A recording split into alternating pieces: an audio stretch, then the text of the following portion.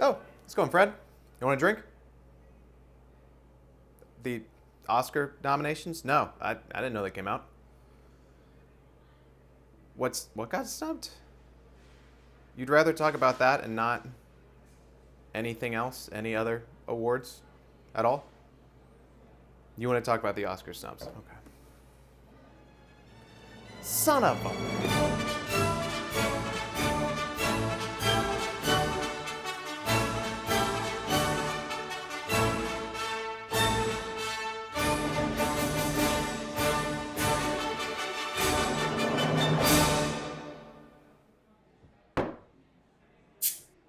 All right, let's just start with talking about the big dogs in the arena. Okay, you got Oppenheimer, obviously, I called it. Uh, Poor Things, surprisingly, and Barbie, and then Anatomy of a Fall. That's the kind of the big surprise one because it's an international French film that the France didn't even submit it for their international pick. They did Taste of Things, movie I didn't even like, and I guess the Academy didn't like either because it didn't get nominated. So those four films, really Poor Things elbowed out Barbie the way that Barbie elbowed out Priscilla. Priscilla, A24, Sofia Coppola movie, music biopic. It had everything going for it except that it came out the same year that Barbie did. And now Barbie had everything going for it, especially mass appeal that we're seeing right now, except it came out the same year that Poor Things did. And that's kind of what the big hubbub is about right now. So the recent discourse online that thankfully is already dying down, but it kind of is worth talking about, are people freaking out on Barbie not getting nominated, but Ryan Gosling as Ken does. Greta Gerwig doesn't get director, which I called. I knew that wasn't going to happen. Margot not getting actress, but Ryan Gosling getting best supporting for Ken. That's where all this pitchforks online stuff is going on right now. And they're all kind of ignoring that America Ferrera got supporting actress. Huge surprise, but she has that big speech. So that's kind of good for her campaign on that. It got costume design, production design, which I do think it deserves. Best song for both I'm Just Ken and What Was I Made For. And Margot Robbie and Greta Gerwig have nominations. Margot Robbie for producing Barbie. She was the big producer. So that Best Picture nomination for Barbie, that's her award. If Barbie wins, I don't think it will, but if Barbie wins, that is a Margot Robbie Oscar award. And Greta Gerwig for adapted screenplay. She wrote it with her husband, Noah Baumbach, but it is a Greta Gerwig script. So she is also nominated.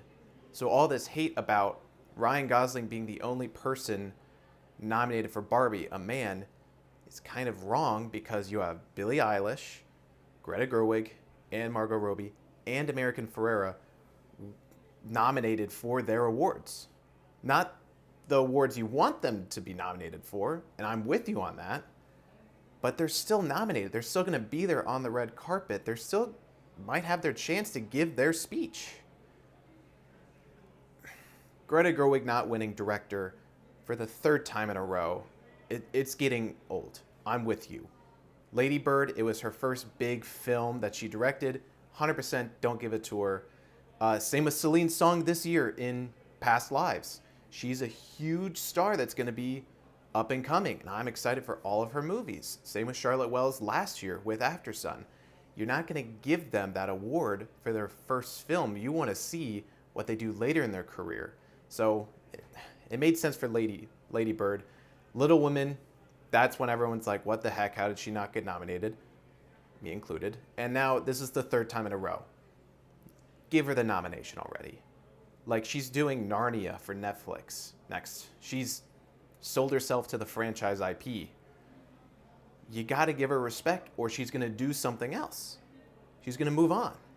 You gotta keep her in art house cinema where she's really good and we really like her. But if she wants to spread her wings and fly on Netflix budgets to do the biggest movie she's ever done, fine. But don't expect another Lady Bird or Little Women if she's not going to get those awards. Now, with Greta Gerwig not getting nominated, let's actually look at the directors that are nominated.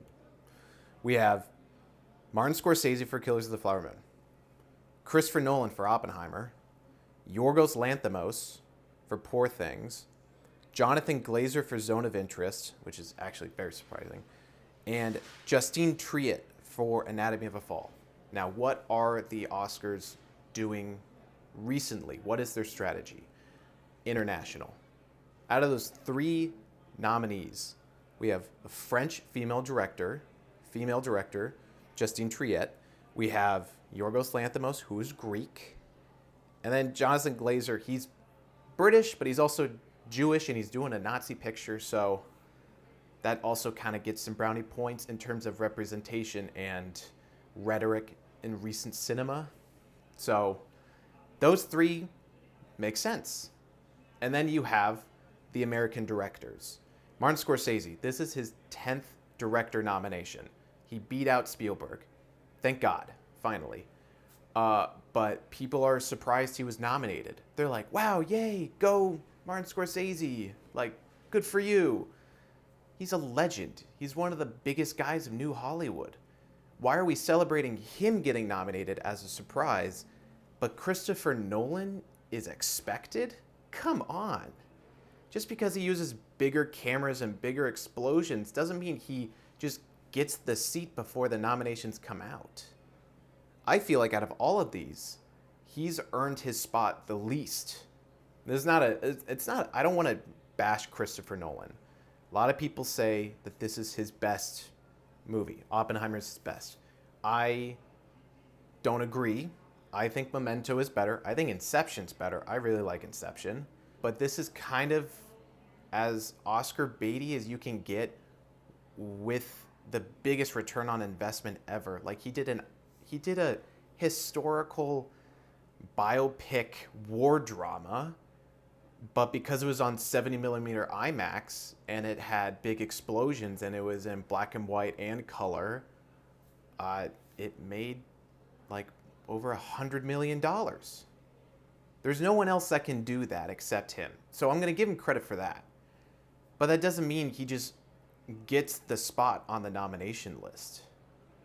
I think Greta Gerwig put more work into getting a Barbie IP movie off the ground. That thing has been in development hell for a decade. Anne Hathaway was supposed to be Barbie before Margot Robbie picked it up as producer and hired Greta.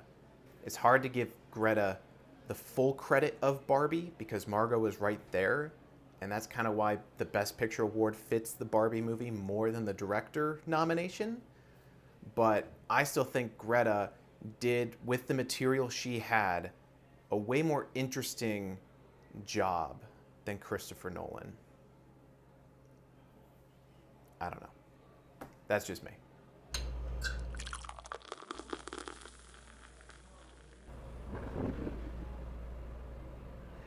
And all this fuss about Barbie and director nominations and actress snubs and all that, there was a weird sub-pocket that I want to talk about when it comes to The Iron Claw.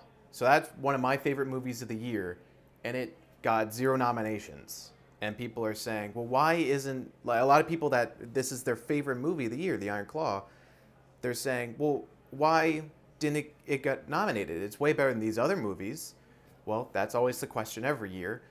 But for this movie in particular, A24 never submitted it for Oscar consideration. At least, I don't think they did. I'm going to argue that A24 didn't even send The Iron Claw in for Oscar consideration because A24 won the Oscars last year in 2023 with Everything Everywhere All at Once and The Whale. They got a total of 9 wins in 2023 throughout all the Oscar categories. They won 9 of them. They beat Netflix and they beat all of the big studios. The biggest independent studio out there, but that was huge. So they have to follow up with that this year. And they only have 7 nominations, but out of all the movies that they released this year, only so many of them can really compete for the awards. So A24 is in kind of a tough spot where they were the big dogs last year, and now they have to prove they can do it again. But some of their movies didn't do well this year. Beau is Afraid was a huge flop, and it cost them a lot of money to the point that they even announced, hey, we're going to do bigger budget, more IP driven movies in the future so that we can afford the more artistic movies we do every year. So they're kind of caught in this corner of being really well regarded and also not having as deep enough pockets as the bigger studios. So let's look at the movies they released this year, the important ones at least. Zone of Interest, Past Lives, All Dirt Road's Taste of Salt, Priscilla, The Iron Claw, Talk to Me. And then there's Showing Up, Beau is Afraid, and Dream Scenario. And then there's like 10 others that I haven't even heard of. So A24 is more of a distribution studio, but they do make some stuff. The Iron Claw, I'm pretty sure they like produced it. They didn't just distribute it. So there are certain movies that they make and release at certain times. A24 released 17 movies this year. How do you fit 17 movies in a calendar year with enough spacing in between them that it doesn't cannibalize the box office of each release? Well, you pick some for film festivals, some for wide release. And hopefully those film festival ones are the ones that win awards. So you have to find which ones that are worth pitching for awards that's as good publicity as you can get, or you send them straight to theaters and hopefully the word of mouth is enough to get the return on investment. So you have films like Zone of Interest that still isn't in a wide release theater market because it's too busy collecting all the award nominations, all that free publicity, and it's also not an easy movie to watch. It's a voyeuristic film about the owners of a concentration camp, the Nazis that own the concentration camp. It's about their daily lives. That's a hard movie to sell to just a regular film-going audience. So they have to send it to the film festivals, get all the critical praise. Oh, this is the greatest movie of all time. Oh, suddenly everyone has to see this movie. What if it wins Best Picture? Now A24 has 2 Best Picture winners in a row. That's huge in terms of return on investment, in terms of money. The amount of people that rent the Best Picture winner after the Oscars is way more than anyone else that sees it before. Think of Parasite. I didn't even watch Parasite before it won. So that's kind of what they're going with movies like Zone of Interest or even Past Lives. Past Lives came out in February. It never stood a chance at making money in the box office. But if it wins Best Picture, suddenly everyone's going to rent it and they're going to get the return on investment. For a no-name auteur filmmaker, Celine Song, this is her first big movie. I think this is her directorial debut. And now I know her name because people are talking about it at film festivals. So those are the festival movies, and not all of them win. All Dirt Road's Taste of Salt premiered at Sundance. It didn't really win any awards, and I don't really know if it got bought by anyone big. So that was an investment that didn't pan out. Beau is Afraid is another investment that didn't pan out, but that was on the wide release market. A 3-hour epic from a horror auteur that's now doing kind of a satire comedy.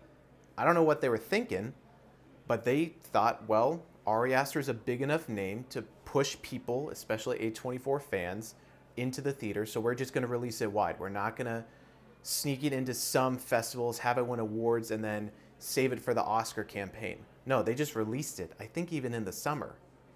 It's 3 hours long. I didn't watch it, and I like A24. So that was a gamble that cost them a lot of money. So then they have other wide releases to kind of buffer that out. Priscilla. It's from renowned auteur Sofia Coppola, the daughter of Francis Ford Coppola.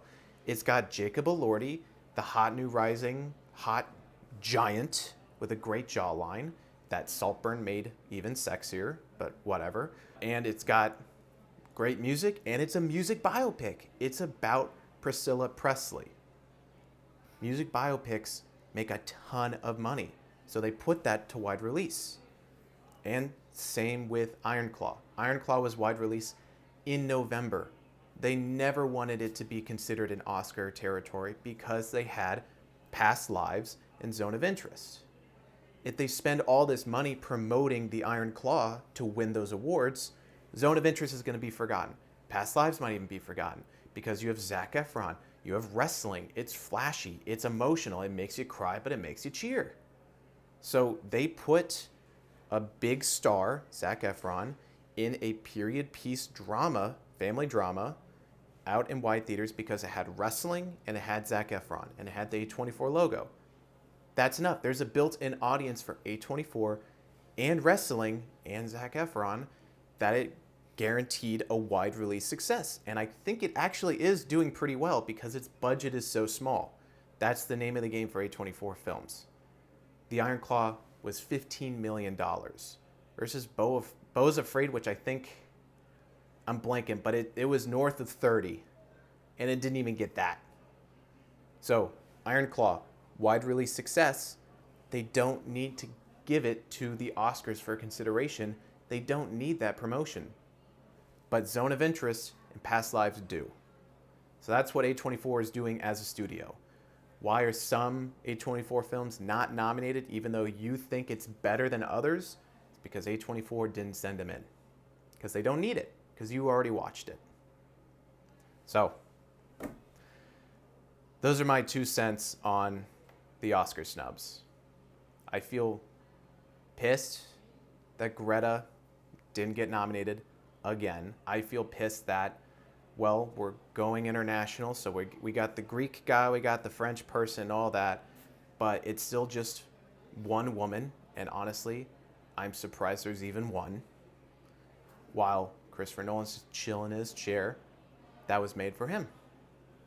Whatever. And go watch The Iron Claw. You can watch Past Lives and Zone of Interest when they win the awards later this year.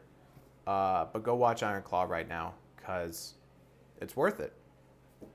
And that's all I have really to say about that. So if you don't finish that drink, I'm going to finish it for you.